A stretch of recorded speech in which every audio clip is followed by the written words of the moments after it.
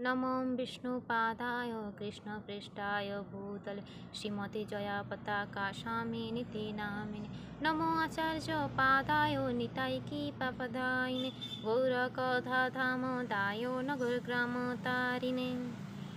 श्रीमद्भागवद्गीता যথাযথ প্রথম অধ্যায় শ্লোক 16। सर्व उपनिषद गाभ दग्धा गोपालनंदन पार्थ वत्स सुधीर भक्ता दुग्धम घृतामृत महन। आज के शुरू হচ্ছে 16 নম্বর শ্লোক। हरे कृष्ण। अनंत विजयम राजा कुंती पुत्र युधिष्ठिर नकुल सहदेवस्य सुघोष मुनि पुष्पक। প্রভুপাদ কর্তৃক তাৎপর্যতে বলছেন যে এখন চলছে পাণ্ডব পক্ষের শঙ্খের ধ্বনি। ভগবান ঋষিকেশ তিনি পাঞ্চজন্য শঙ্খ বাজিয়েছেন, ধনঞ্জয় অর্জুন তিনি বাজিয়েছেন দেবদত্ত শঙ্খ, আর বিশাল বলশালী ভীমকর্মা তিনি বাজিয়েছেন পৌণ্ডুক নামক শঙ্খ।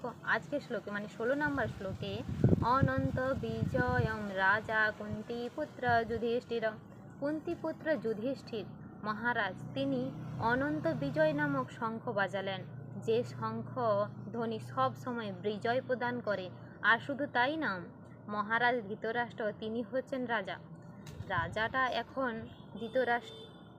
এখন যুধিষ্ঠির মহারাজকেই বলে সম্বোধন করছেন সঞ্জয়।